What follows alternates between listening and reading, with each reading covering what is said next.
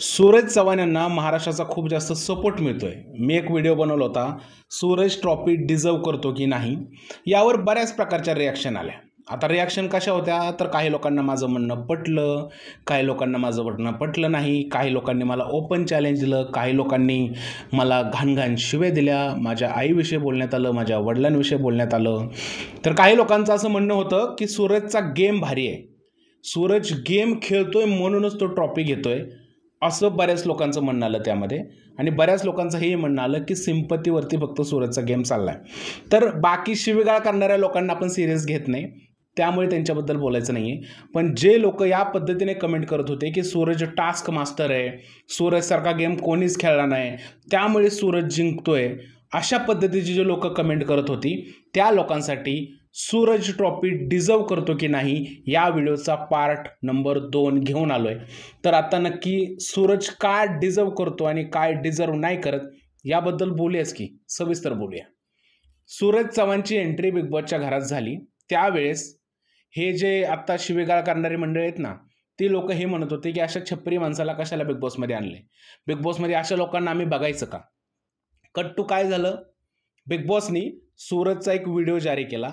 त्यामध्ये सूरज हे बोलताना दिसला की लहानपणीच माझे आई वडील गेले, तेव्हापासून मी एकटा आहे, मी खूप त्रास सहन केलेला आहे. ही गोष्ट ज्यावेळेस संपूर्ण महाराष्ट्राने ऐकली त्यावेळेस महाराष्ट्र झाला भावूक आणि तेव्हापासून सगळेजण लागले सूरजला सपोर्ट करायला. सूरजची गरिबी असेल, सूरजला फसवण्यात जे आलं आहे, त्यानंतर सूरजचे आईवडील जे लहान गेलं, या सगळ्या गोष्टीमुळे सूरजला मिळाली सिंपत्ती आणि सूरजच्या सिंपत्तीचा एक फॅन बेस तयार झाला आणि तो फॅन बेस जो आहे तो आत्तापर्यंत सूरजला सपोर्ट करतोय.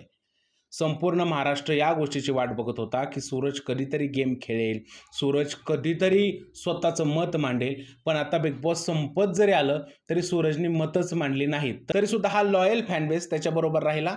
कारण सूरजच्या बाबतीत चुकीचं घडलं होतं लहानपणापासून आणि मोठा झाल्यावर सुद्धा त्याच्याबरोबर चुकीचं घडलं, त्यामुळे ही लोक त्याच्याबरोबर राहिली. आता काय, सूरज आहे बिग बॉसच्या घरात, सूरज बाहेरच्या विषयात आहे का, नाहीये. आता बिग बॉसच्या घरात काय चालतं, तर बिग बॉसचा गेम चालतो. तर आपण फक्त गेमबद्दल बोलायचंय. त्याचे आई वडील नाहीयेत, तो गरिबीत लहानाचा मोठा झाला किंवा त्याला बाहेर फसवण्यात आलं, ह्या सगळ्या गोष्टी बिग बॉसच्या घराच्या बाहेरच्या आहेत. आता त्याच्याबरोबर जे बाहेर झालं ते अत्यंत चुकीचं झालं, त्या गोष्टीचा आपण निषेधही केला पाहिजे आणि आपल्याकडून होईल तेवढी त्याला मदतही केली पाहिजे. पण त्या गोष्टीचा बिग बॉसशी कनेक्शन जोडणं हे कितपत योग्य आहे. कारण बिग बॉसच्या घरात एखादा गरीब माणूस जरी आला आणि पैसेवाला जरी आला तर त्या सगळ्यांना इकडे येऊन गेमच खेळावा लागणार आहे. आता गेमबद्दल जर का बोलायचं झालं तर सूरज चव्हाणचा गेम कसा चाललाय, झापूक झुपूक चाललाय का फालतू चाललाय. तर माझं मत आहे की सूरज चव्हाणचा गेम झापूक झुपूक पण नाही, फालतू पण नाही, कारण त्याचा गेमच नाहीये. आपण गेम विषयी कोणाबद्दल बोलायचं, ज्याचा काहीतरी गेम आहे त्याच्या गेमबद्दल चर्चा होऊ शकते, ज्याचा काही गेमच नाही त्याबद्दल चर्चा कशी काय होऊ शकते. आता हे सगळे लोक बोलतात की सूरज चव्हाणचे टास्क जे आहेत ते खूप भारी होते. आता पहिल्यापासूनच बोलूया ना, सूरज कोणत्या टास्कपासून फेमस झाला, तो फ्रेंच फ्राईजवाला जो टास्क होता तेव्हापासून तो फेमस झाला. त्या टास्कमध्ये तो अरबाज पटेलला नडला. पण जर का तो टास्क तुम्ही रिवाइंड करून पाहिला तर त्यामध्ये तुम्हाला दिसेल की अख्खीची अख्खी बी टीम तो टास्क कसा खेळायचा हे सूरजला सांगत होती. पॅडी दादा असेल, अंकित असेल, सूरजला सांगत होते की जा आणि फ्रेंच फ्राईज घे, तुझ्या ताकदीचा वापर कर, जान्हवी आणि निकीकडून तू फ्रेंच फ्राईज घे. ही सगळी लोक त्याला वरडू वरडू सांगत होते की टास्क कसा खेळायचा आणि त्या लोकांचं ऐकूनच जो आहे तो त्यामध्ये टास्क खेळत होता. त्यामुळे हे जे बोललं जातं ना की सूरज टास्क मास्टर आहे, मला असं वाटतं तो टास्क मास्टर नाही, तो लिस्नर मास्टर आहे. समोरच्या व्यक्तीने सांगितलेली गोष्ट ऐकतो आणि तशीच करतो, स्वतःचं डोकं अजिबात सुद्धा लावत नाही. आणि हे त्या टास्कपासून चालत आलेलं गणित शेवटपर्यंत असंच गणित चालू राहिले. त्यानंतर त्याला सगळ्यात जास्त जोड लागली बिग बॉसच्या घरामध्ये, ते म्हणजे पॅडी दादा आणि अंकिताची. या लोकांनी त्याला वारंवार बऱ्याच गोष्टी समजून सांगितल्या की सूरज हे चांगला असतो, हे वाईट आहे, तू असं बोललं पाहिजे. त्याची प्रत्येक गोष्ट समजून घेतली, त्याला लहान मुलासारखा या दोघांनी जपला, त्यामुळे तो या घरात एवढे दिवसही काढू शकला. जर का पॅडी दादा आणि अंकिता नसती किंवा घरातल्या बाकी लोकांनी त्याला समजून घेतलं नसतं तर सूरज चव्हाणचं अस्तित्व बिग बॉसच्या घरात राहिलंच नसतं, कारण सूरज चव्हाणला स्वतःचं असं मत नाहीये. नंतर आपण दुसऱ्या गोष्टीकडे येऊया, ज्या टास्कबद्दल खूप जास्त बोललं जातं, तो टास्क म्हणजे सूरजने कॅप्टन्सी मिळवलेला टास्क. त्यामध्ये काय झालं होतं मित्रांनो माहिती आहे, त्यामध्ये त्याच्या जोडीला वर्षाताई आणि अंकिता होते आणि बी टीमने सूरजला पाठिंबा दिला होता आणि त्याला सांगितलं होतं की कशा पद्धतीने गेम खेळायचा. जर का त्या सूरजला या लोकांनी टास्कच समजून सांगितला नसता तर सूरजला तो टास्कच खेळता आला नसता. वर्षाताई आणि अंकिताने सुद्धा सूरजलाच मदत केली होती. त्यांनी त्याच्या विरोधात सुद्धा गेले नव्हते. त्यामुळे सूरज तो इझिली टास्क जिंकला आणि इझिली त्याची कॅप्टन्सी जी आहे ती त्याला मिळाली. घरात सूरज कॅप्टन झाल्यानंतर सगळ्या लोकांनी त्याला समजून घेतलं. इव्हन बिग बॉसने सुद्धा त्याला तिकडे ॲडजस्ट केलं, कारण घरातल्या बऱ्याच चुका ॲज अ कॅप्टन म्हणून माफ करण्यात आल्या सूरजला, कारण सूरजला काही गोष्टी कळत नाही. त्यामुळे सूरजनी पण अशी काय टवका कॅप्टन्सी निभवली असं नाहीये. तिकडे सुद्धा बाकी लोकांनी त्याला समजून घेतलं. पॅडी दादा असेल, अंकित असेल, या सगळ्या लोकांनी त्याला समजून घेतल्यामुळे त्याची कॅप्टन्सी सुद्धा पार पडली. त्यानंतर अजून एका टास्कबद्दल बोललं जातं, तो म्हणजे लगोरीचा टास्क. आता या लगोरीच्या टास्कमध्ये कोणता कलर कोणत्या जागेवरती लावायचं हे सुद्धा सूरजला माहीत नव्हतं. हे कोणी सांगितलं? हे सांगितलं डीपी दादाने. डीपी दादा त्याला नरेट करत होता की असा कलर ह्या जागेवरती लाव, अशा पद्धतीने गेम खेळ. तशा पद्धतीने सूरज गेम खेळला. त्याचा एकच डायलॉग असतो, मी लय येडा आहे, माझ्याकडे लय ताकद आहे, मी इकडे नीट खेळतोय, मी जपून खेळतोय. अरे तू जपून खेळतोय, पण तुला सांगितलं जातंय कसं खेळायचं ते, म्हणून खेळतोय. तुला जर का सांगितलं नसतं ना कसं खेळायचंय तर तू जान्हवीला मारलं असतं, कारण तेवढं डोकंच नाही आपल्याकडे. त्या पद्धतीचा गेमच खेळता येत नाही तुला. जर का डीपी दादाने इकडे नरेट नसतं केलं तर तो लगोरीचा टास्क सुद्धा सूरज जिंकला नसता. याचं ताजं उदाहरण आहे मित्रांनो. आता जो फिनाले वीकला जायचा टास्क होता तो करंटचा असं काहीतरी करायचं होतं. त्या टास्कमध्ये बघा किती बालिश पद्धतीने त्याने गेम खेळला. त्याला अंकिता सांगते, तिकडे त्यांनी स्वतःचं डोकं वापरायचा प्रयत्न केल्यामुळे त्याने पटकन अशी गोष्ट करायचा गेला तर तो फिनाले वीकमध्ये जाण्याचा टास्क हरला. यामुळे मला कुठेही असं वाटत नाही की सूरज चव्हाणनी भारी टास्क खेळलेत. सूरज चव्हाणनी टास्क खेळले, पण त्या प्रत्येक टास्कला त्याला डीपी असेल, अंकिता असेल, प्याडे असेल, अभिजित असेल किंवा निक्की असेल किंवा अरबाज असेल, या सगळ्या लोकांनी त्याला समजून घेतलं आणि त्याला ते टास्क जे आहेत ते कसे खेळायचे हे सांगितलं, म्हणून त्याला ते टास्क खेळता आले. आता हे फिजिकल टास्कबद्दलच आपण फक्त का बोलायचं? जिकडे मेंटल टास्क असतात, म्हणजे जे नॉमिनेशन्स असतात किंवा तुला मतं मांडायचे असतात, त्या टास्कबद्दल सुद्धा बोललं पाहिजे ना.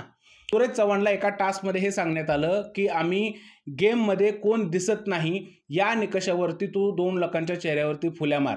तर यामध्ये त्यांनी कारण दिलं की डीपी दादा आणि माझं भांडण झालेलं आहे, म्हणून मी त्यांच्या चेहऱ्यावरती फुल्या मारतो, कारण ते माझं ऐकत नाहीत.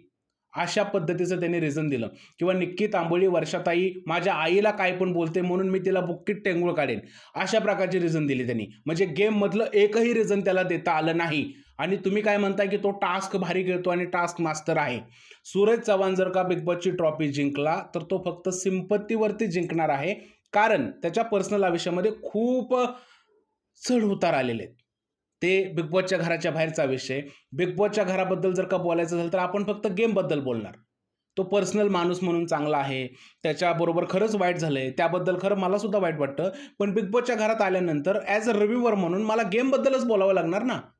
आता निक्कीच्या बाहेरच्या आयुष्यात बरंच काय झालं असेल, जसं की ती बोलली मला अंधाराचा ट्रॉमा आहे. आता तिला का ट्रॉमा आहे त्याबद्दल आपण इकडे बोलायचं का? अंकिता म्हणली मला भांडी घासायचा ट्रॉमा आहे, मग आपण काय अंकिताच्या भांडी घासायच्या ट्रॉमाबद्दल बोलायचं का? किंवा अभिजित सावंत जो आहे त्याच्यावरती आरोप लागले होते की शिवसेनेमुळे तो इंडियन आयडलची ट्रॉफी जिंकला. आपण आता बिग बॉसच्या घरात अभिजित आल्यावरती त्या गोष्टीबद्दल बोलायचं का? आता डीपी जो आहे त्याचे वडील त्याला या प्रोफेशनमध्ये पाठवूच इच्छित नव्हते, मग आपण त्याबद्दल बोलायचं का? आपण फक्त बिग बॉसच्या गेमबद्दलच बोलणार ना. घराच्या बाहेरचं कसं काय बोलू शकतो आपण? घराच्या आतलंच बोललं पाहिजे ना आपल्याला. त्याच्यामुळे आपण सूरजच्या गेमबद्दल बोलतोय, सूरजच्या पर्सनल आयुष्याबद्दल नाही. आणि राहिली गोष्ट गरिबाची, तर तो आता गरीब राहिलेला नाहीये. तुम्ही जागे व्हा. सूरज गरीब राहिलेला नाहीये. सूरजला चांगलं मानधन मिळत आहे इकडे आणि घराच्या बाहेर पडल्यानंतर तो खूप जास्त पैसे कमवणार आहे. त्यामुळे तो आता गरीब राहिलेला नाहीये. तो प्रत्येक गोष्टीचे आता पैसे मोजणार आहे. त्यामुळे सारखं गरीब गरीब म्हणून त्याला हिणवू नका. आणि तो गरीब आहे, तुम्ही गरीब नाही आहात. त्याच्या गरिबीवरून स्वतःचं जे आहे ते पोट भरायचा प्रयत्न करू नका. खूप इझी आहे मित्रांनो. मी सुद्धा सूरजबद्दल चांगलं बोलू शकतो, माझे सबस्क्रायबर वाढवू शकतो, माझे फॉलोअर्स वाढवू शकतो, हां नाही का. म्हणजे पब्लिक जिकडे तिकडे मी बोलू शकतो ना. पण मला खरं सांगायचं आहे ना.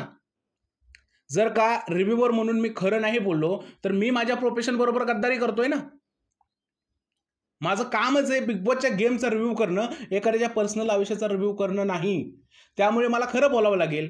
हां, मला जर का एखाद्याचा पी-आर व्हायचा असेल किंवा मला एखाद्या कंटेस्टंटला मोठं करायचं असेल, तर मी त्याच्या पर्सनल आयुष्याबद्दल बोलणार. मी त्याच्या फॅन फॉलोइंगचा फायदा घेणार आणि त्याचे फॉलोअर्स माझ्याकडे वळायचा प्रयत्न करणार. आणि हे माझ्यासाठी खूप सोपं होतं. याच्यामध्ये मला एकही शिवी नसती पडली. मी हे बोललो असतो, की "सूरज किती गरीब आहे तुम्हाला माहिती आहे? त्याकडे ₹500 नाही साधे. तुटलेली चप्पल घातली आहे त्यांनी. त्याच्याकडे कपडे नाही आहेत. त्याच्या घरातली लोकं खूप साधी आहेत." मी हे बोलू शकलो असतो आणि मला सिम्पतीही मिळाली असती. मला फॉलोअर्स वाढले असते. पण मी कुठेतरी माझ्या प्रोफेशनवरती अन्याय करतोय ना, कारण मला बिग बॉसच्या गेमबद्दल बोलायचंय. ते माझं काम आहे. मी जर का बिग बॉसची गेम सोडून बाकी त्याच्या घरात काय चाललंय आणि मग त्याला ट्रॉफी द्या हे जर का म्हणत बसलो, तर मी रिव्ह्यूवर नाही, मी पी-आर होऊन जाईल. तुम्ही समजून घ्या मित्रांनो. त्यामुळे जे सत्य परिस्थिती आहे ना, ती तुमच्या पुढे मांडत आहे. बरेच मुद्दे आहेत मित्रांनो, एका व्हिडिओमध्ये कव्हर नाही होणार. अजून 2 दिवसानंतर एक व्हिडिओ येणार आहे मित्रांनो. त्यामध्ये कशा पद्धतीने सूरजला बिग बॉस प्लस घरातील कंटेस्टंटनी समजावून घेतलं आणि मिळून मिसळून त्याला इथपर्यंत पोहोचवला, याबद्दल आपण चर्चा करणार आहे. सध्या तर तुम्ही याच गोष्टीचा विचार करा मी काय बोलतोय ते, आणि तुमच्या मनात काही प्रश्न असेल तर कमेंटमध्ये विचारा. आणि बाकी शिव्या देणाऱ्यांना एक म्हणेन, की तुमचे संस्कारच हे आहेत म्हणून तुम्ही घाणेरड्या शिव्या देता. जर का तुमच्यावरती संस्कार चांगले झाले असतील तर तुम्ही शिव्या नसत्या दिल्या. तुम्ही व्यवस्थित बोलला असता. मी विचारलेल्या प्रश्नांचे काउंटर असतील तर काउंटर द्या. शिव्या द्यायच्या असतील तर तुमची मर्जी. त्यावरून तुमचे संस्कार दिसतात. तुम्हाला बाकी काय म्हणायचं आहे प्लीज मला कमेंटमध्ये सांगा.